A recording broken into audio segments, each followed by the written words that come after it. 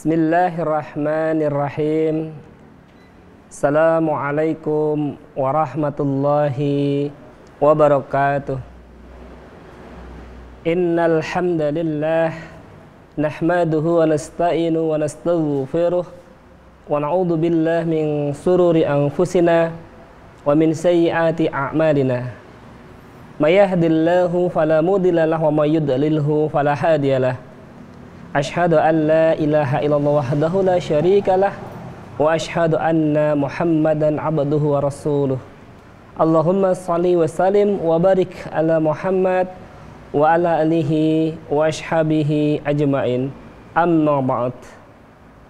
Pemirsa MTA TV yang semoga Allah merahmati kita semuanya, alhamdulillah, puji syukur senantiasa kita panjatkan kehadirat Allah Subhanahu wa taala atas limpahan nikmatnya yang alhamdulillah kita masih diberikan kesempatan untuk hadir di bulan yang penuh berkah, yaitu bulan Ramadan, bulan di mana setiap amal dilipat gandakan, bulan di mana setiap kesempatan, setiap kebaikan dilipat gandakan oleh Allah Subhanahu wa taala.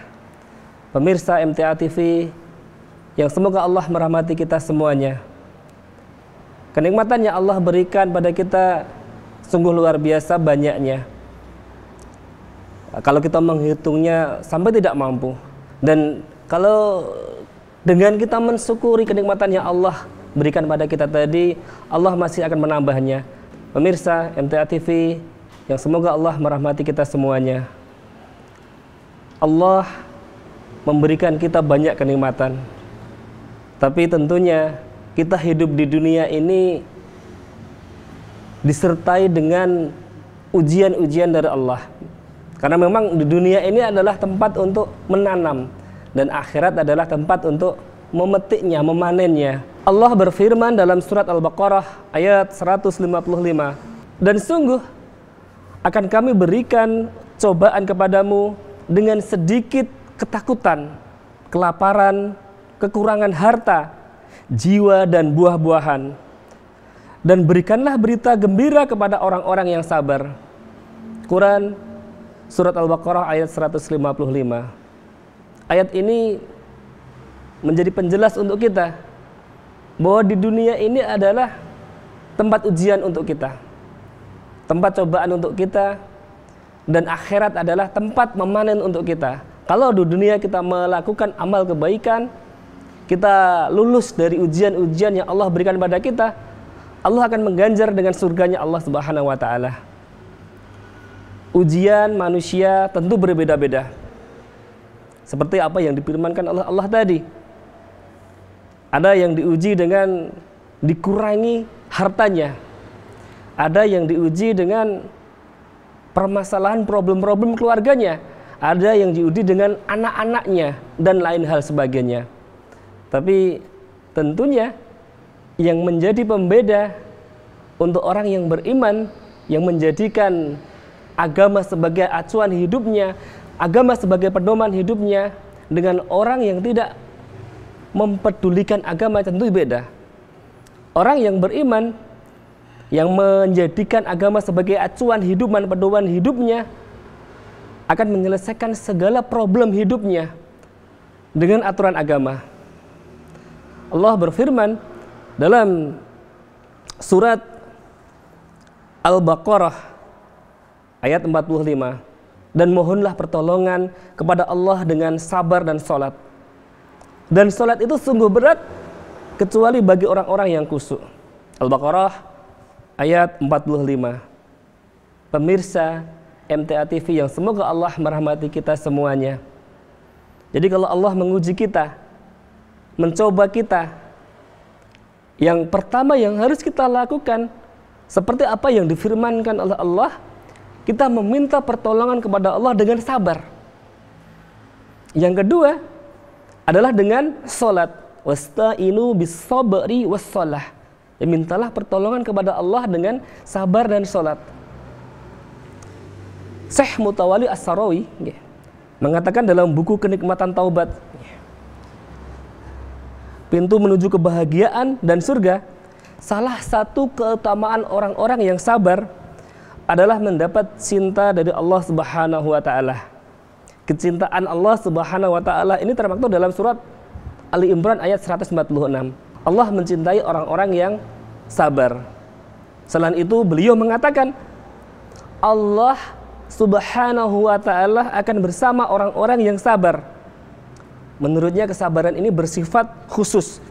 Jadi tidak hanya membersamai saja, tapi lebih khusus, yakni meliputi penjagaan. Allah menjaga orang-orang yang sabar.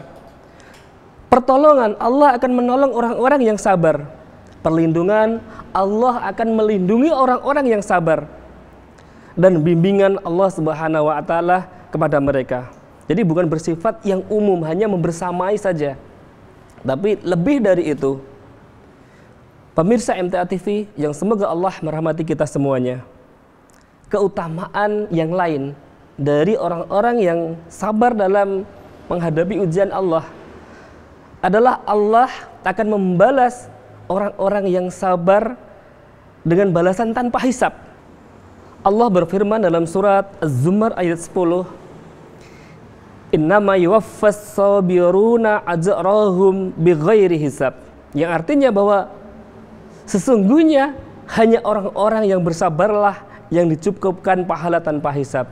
Masya Allah, balasan untuk orang-orang yang sabar dalam menjalani cobaan ujian dari Allah Subhanahu wa taala. Pemirsa MTA TV yang semoga Allah merahmati kita semua. Terus apa hal lagi yang harus kita lakukan?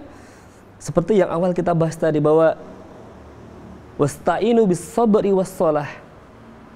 Jadi kalau Allah menguji kita, selain sabar, yang harus kita lakukan adalah kita datang kepada Allah dengan sholat.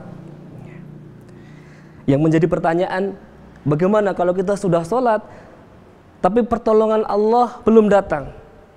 Jadi cobaan Allah tidak selesai, hidup kita masih keadaan sumpek, problem masih silih bergantian tanpa henti, kita masih mengalami keadaan yang tidak mengenakkan, hidup kita tidak tenang dan lain sebagainya. Yang menjadi pertanyaan adalah, yang menjadi evaluasi adalah, sudah benarkah sholat kita? Sudah sesuai yang dicontohkan oleh Rasulullah kah sholat kita? Sudah khusyukkah sholat kita? Lah ini adalah menjadi perhatian untuk kita semuanya. Dikala kita mengharapkan pertolongan dari Allah, tentunya kita harus memperbaiki kualitas sholat kita. Jadi sholat kita sesuaikan dengan apa yang dicontohkan oleh Rasulullah SAW. Kita berusaha melaksanakan dengan khusyuk, insya Allah. Dikala kita sudah berusaha semaksimal mungkin untuk memperbaiki sholat kita, pertolongan Allah pasti akan datang. Kalau jadi tidak ada kata, tidak salah apabila ada perkataan, perbaikilah sholatmu dan Allah akan memperbaiki hidupmu. Pemirsa MTA TV yang semoga Allah merahmati kita semuanya. Jadi agar kita khusyuk dalam sholat, ada yang harus kita perhatikan, ada yang harus kita lakukan. Jadi khusyuk sendiri adalah hadirnya hati kita dalam sholat. Jadi khusyuk kalau tidak ada hadir hati kita dalam sholat, tentunya tidak akan bisa mengalami kekhusyukan dalam sholat. Yang kita dapatkan adalah bayang-bayang, was-was dan lain sebagainya, hingga sholat kita tidak akan menemui ketenangan. Khusyuk ini berawal dari hati. Hati kita khusyuk akan dilanjutkan dengan tenangnya anggota badan kita. Jadi bisa menjadi pertanda kalau kita dalam sholat banyak gerak dan lain sebagainya, mungkin ada yang salah dengan sholat kita, ada yang salah dengan kekhusyukan kita. Karena salah satu tanda khusyuknya sholat adalah hadirnya hati dan tenangnya anggota badan. Pemirsa MTA TV yang semoga Allah merahmati kita semuanya, ada yang harus kita perhatikan agar kita bisa mencapai kekhusyukan dalam sholat. Jadi yang pertama yang harus kita laksanakan adalah kita harus kuah al-muqtada. Jadi melakukan hal-hal yang menguatkan kekhusyuan dalam sholat, yaitu persiapan sholat. Persiapan sholat tentunya kita harus paham, sholat kita tadi sudah sesuai dengan syariat belum, sudah sesuai dengan yang dicontohkan Rasulullah belum. Tentunya kita mempelajari tata cara sholat yang benar. Yang selanjutnya adalah kita paham waktu-waktu sholat, sehingga kita melaksanakan sholat itu ada persiapan waktu, tidak tergesa-gesa. Jangan sampai kita mau sholat, sudah qomat, sambil lari-lari, kita belum pakai sarung atau baju.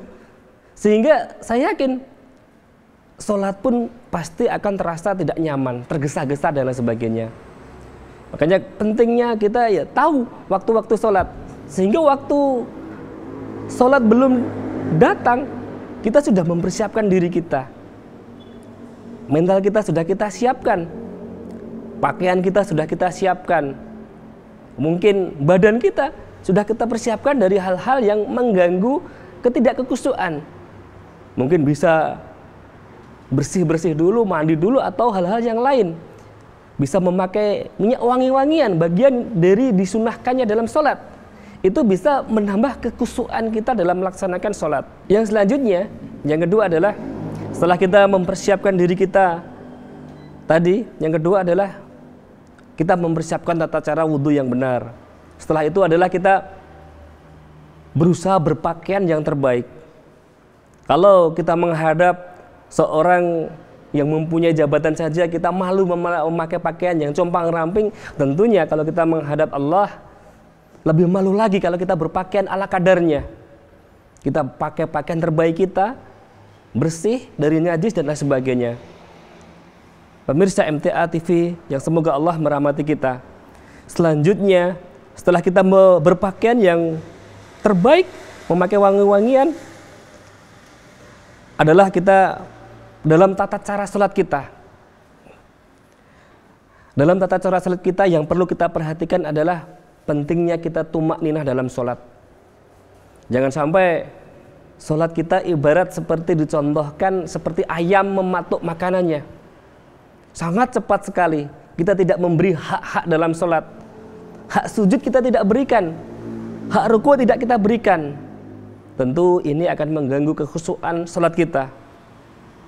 Yang tidak kalah penting yang selanjutnya adalah kita memperbaiki bacaan kita. Kita sesuaikan bacaan sholat kita sesuai keadaan yang benar, yang tartil. Pemirsa MTA TV yang semoga Allah merahmati kita.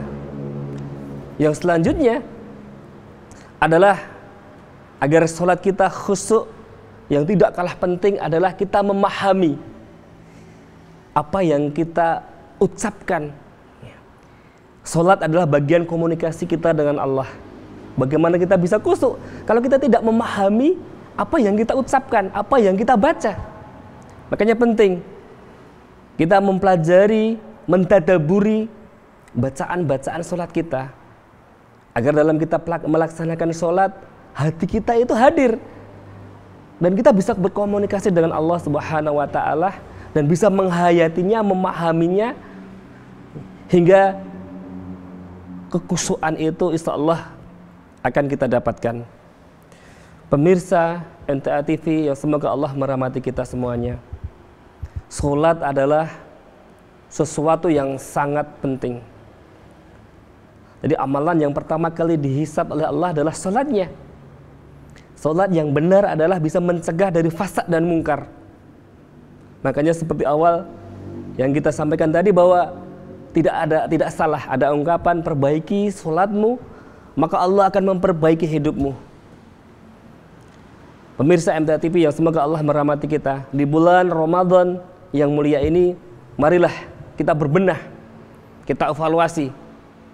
Sholat adalah hal yang penting. Mari kita buka lagi buku tuntunan sholat kita. Kita pelajari lagi.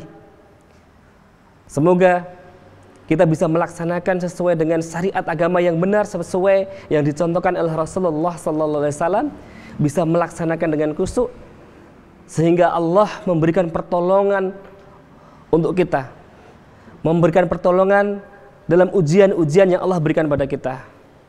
Pemirsa MTA TV yang semoga Allah merahmati kita semuanya, demikian yang bisa kami sampaikan.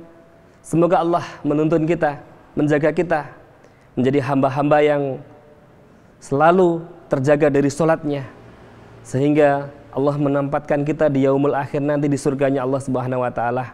Banyak salah, mohon maaf. Semoga bermanfaat. Akhirul kalam.